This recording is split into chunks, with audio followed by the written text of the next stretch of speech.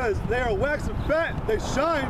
Yeah, you got proud, man. You got so proud when you think the Most High don't see you, or the Most High's asleep, or the Most High doesn't exist. Basically, you're telling that philosophy that you are in control of your destiny. Hey, the Most High gave you over to that reprobate mind to think that way.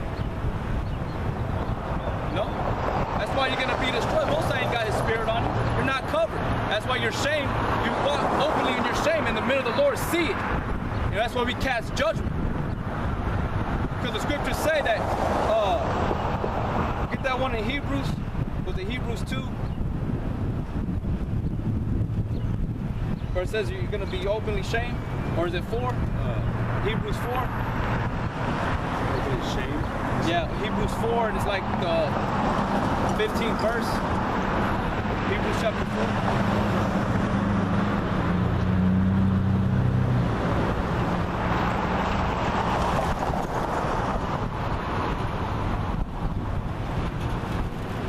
Hebrews 4 and 13. Okay. Hebrews 4 and 13. It says, neither is there any creature that is not manifest in his sight, but all things are naked and open unto the eyes of him with whom we have to do. Right, and that's talking about our duty is to Yahweh Shem Yahweh Shai. So all y'all sins, y'all's wickedness is open before our eyes, man. Especially to the brothers that have the spirit. You have the ability of discernment. That's one of the faculties of y'all people's minds. Y'all have access to that. The spiritual discernment. Y'all are carnal, man. And if you're carnal, you're going to be put to death. Thus saith the Lord God. You women, children, daddies, grandmammies, tuelo. That's what the Most High says. The Bible. You homosexuals, even you people that condone it. Though hand joined in hand, the wicked shall not go unpunished. You can walk with the wicked all you want and try to justify them. They're still going to be put to death. This is 1 Corinthians chapter 6, verse 9. Know ye not that the unrighteous shall not inherit the kingdom of the Most High? Be not deceived, neither fornicators, nor idolaters, nor adulterers, nor effeminate, nor abusers of themselves with mankind. Or effeminate, emotional men that have a problem with the judgments of Yahweh Shem Yahweh Shai. The laws, the commandments that righteously judge and discern men's actions. All right? Because if you got a problem with Yahweh Shai, you're an effeminate man. All right? Actually, verse 5, it says, I speak to your shame. Is it so that there is not a wise man among you? No, not one that should be able to judge. Right, y'all have no proper judges amongst yourselves. 2/3. Your pastors and priests. All right, they lie to you. They tell you that pray for America. They tell you pray that the Lord will diminish the same-sex marriage. That pray for Obama pray that the Lord give Obama a sound mind and to remember the scriptures. That ain't gonna happen, man. If Obama was the king of America, right, he would have already made a righteous judgment and canceled that out. Go back to Hebrews 4 and finish it off. Because the reason that don't happen is because that's not the way it really works. There's people that are behind behind those curtains that are hidden away that you don't know about. Hebrews 4 and 13. Neither is there any creature that is not manifest in his sight, but all things are naked and open unto the eyes of him with whom we have to do. Seeing then, I think that's it, but it says, seeing then that we have a great high priest that has passed into the heavens, Yahweh Shai, the Son of the Most High, let us hold fast our profession. For we have not an high priest which cannot be touched with the feeling of our infirmities, but was in all points tempted like as we are, yet without sin. Yet without sin. Okay? So y'all can't condemn Yahweh Shai, man. That's why y'all don't have the balls to to try to, y'all go against us men, but you won't try to go against Yahweh Shai. But what you don't know is that we are representatives of Yahweh B'Shem Yahweh Shai. So therefore, when you speak up against us, you speak against Yahweh Shai and the Heavenly Father. He was without sin. He didn't walk the way you 2/3 walk. He was an example of how you should be. And he suffered. He suffered for the elect of the nation of Israel, not for the rest of you. But unfortunately, y'all gonna inherit the blessings after y'all's death. Go ahead and read it again. Read more after that. It says, for we have not an high priest, we cannot be touched with the feeling of our infirmities, but what was in all points tempted like as we are, yet without sin. Let us therefore come boldly unto the throne of the Let us therefore come boldly unto the throne of grace. Right, you 2/3, y'all come boldly, arrogantly. And arrogance, pride, is an abomination against Yahweh B'Shem Yahweh Shai, so he's gonna cast you out. You're gonna try to open the door, and the whole time he's gonna have a power, a force field around it where it's gonna electrocute you. You ain't gonna be able to get in, man. You're gonna be like on the cartoons when they set a booby trap, and he goes and turns that handle, and then all you see is the skeleton, his skeleton, and he got all these little, little shocks going off on him around his body, and then he falls to the ground with smoke. That's gonna be y'all, man. Y'all can't come boldly in confidence, humbly. Y'all come boldly with arrogance, which is to your destruction. Right? But that y'all walk with y'all's open shame. Y'all don't even know it or see it. But y'all stink. Every foul and hurtful bird is in America, man. It says, let us therefore come boldly unto the throne of grace, that we may obtain mercy and find grace to help in time of need.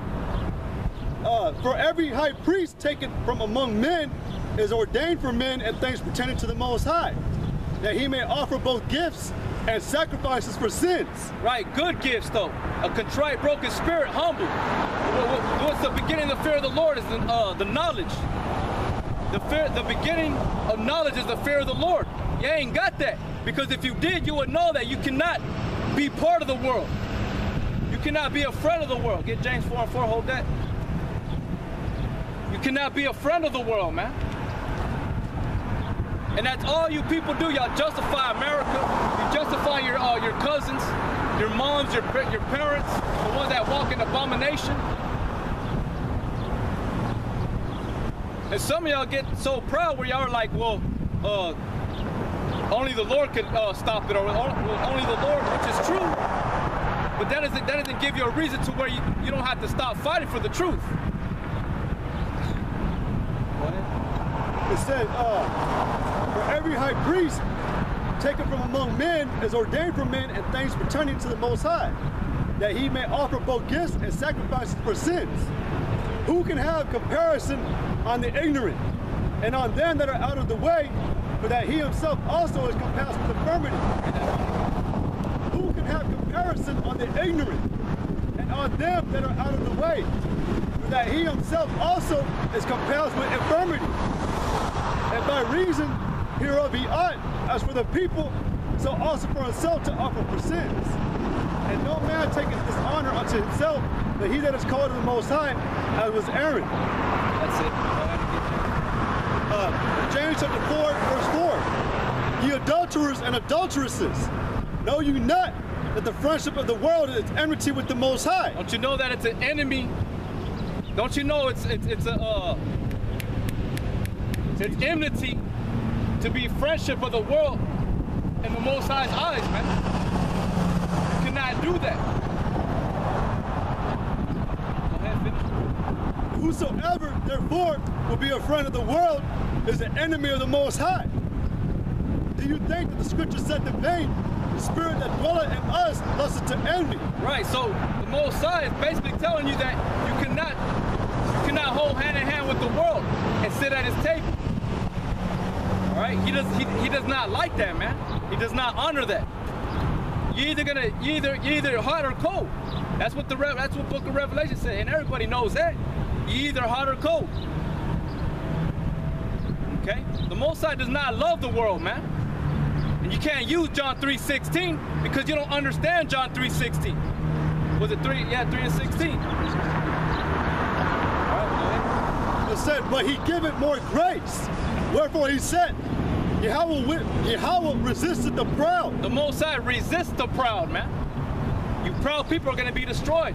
And it's going to be an astonishment to yourself. You're going to be like, oh, well, I talked to my friends about the Lord. Get that one in Luke. We're talking about why calling me Lord, Lord. Y'all going to be saying that, man. Well, I try telling the gospel to my friends. Well, what were you doing on the weekends? What were you doing in the dark? Willingly. Not trying to fight against it. Not feeling any form of remorse or regret.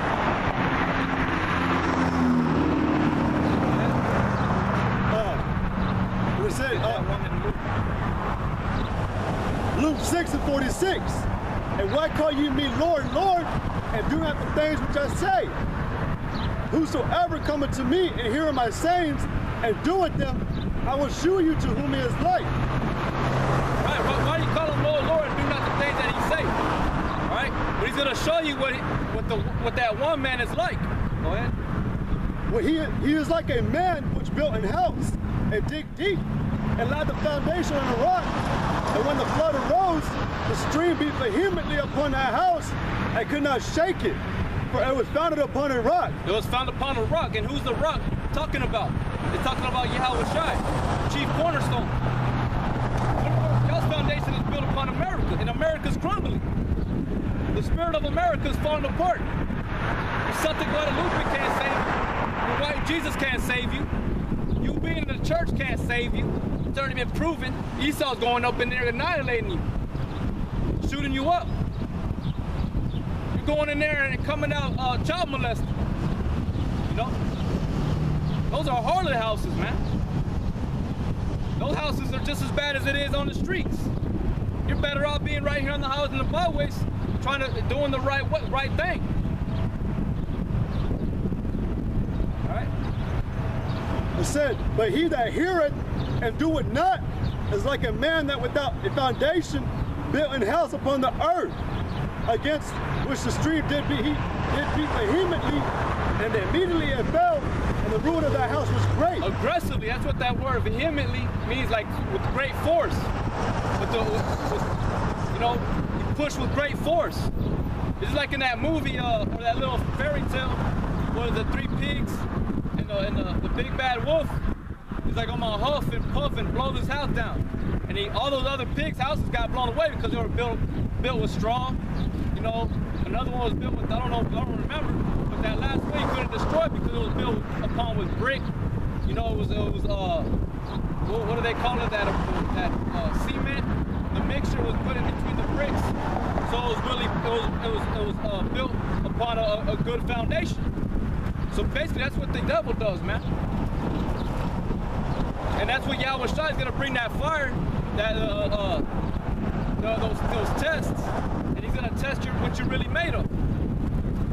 All right. Where we at? We still live in one, James. Yeah, go ahead and finish that.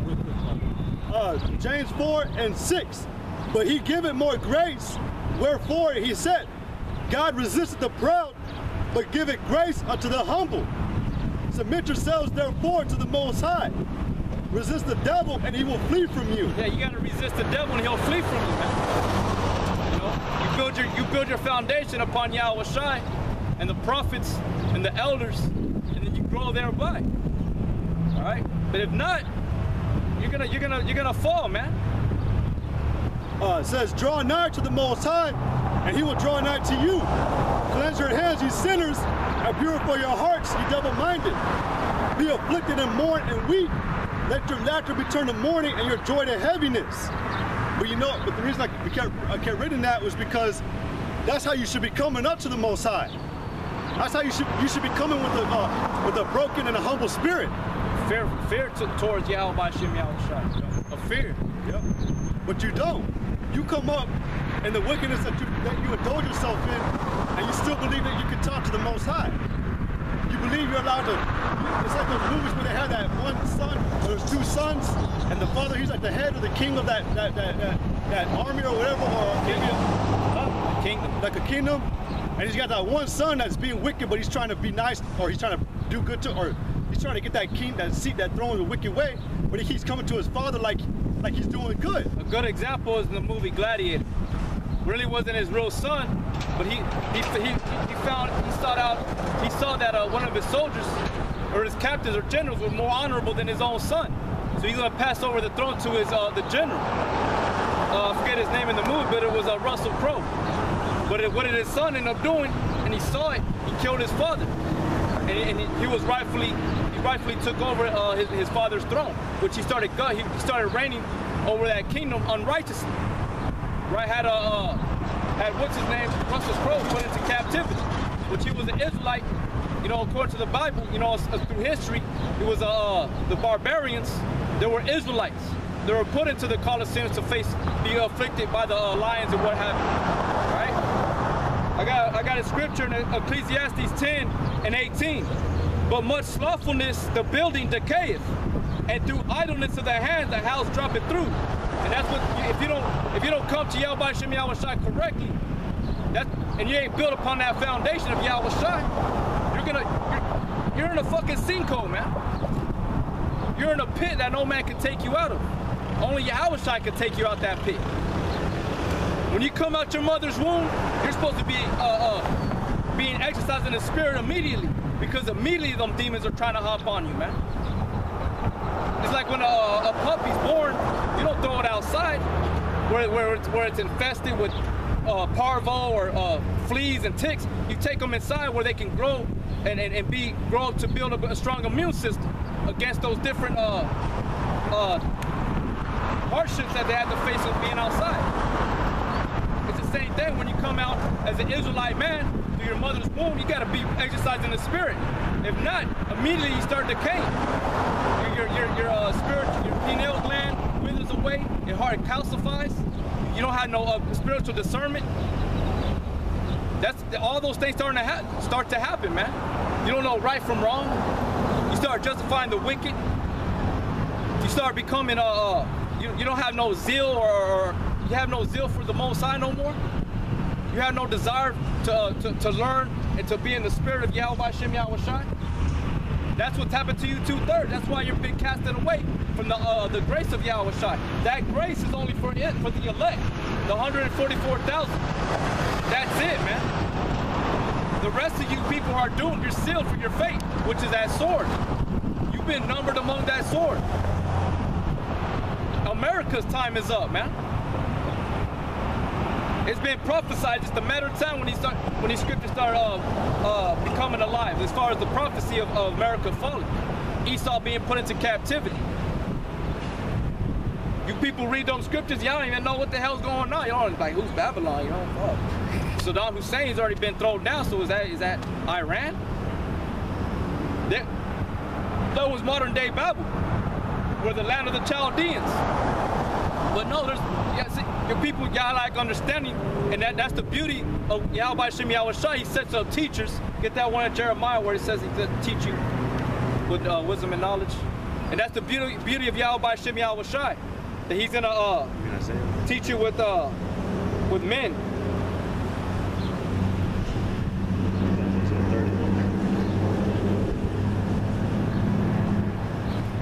Jeremiah 3:15.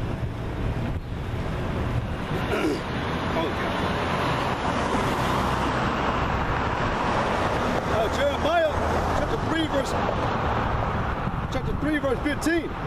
And I will give you pastors according to my heart, which shall feed you with knowledge. That was a key word right there. According to his heart, man. It's not talking about with the heart that pumps blood in your chest. It's talking about the mind frame. He's going to give you pastors according to his heart that follow according to what the scriptures say, not about what they say. All right? The Most High ain't with your political leaders here in America either, man. The Lord ain't dealing with them, man. They deal with the left-hand side of Satan, man. America is Babylon the Great.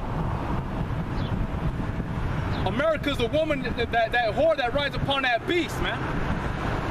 She's that great city.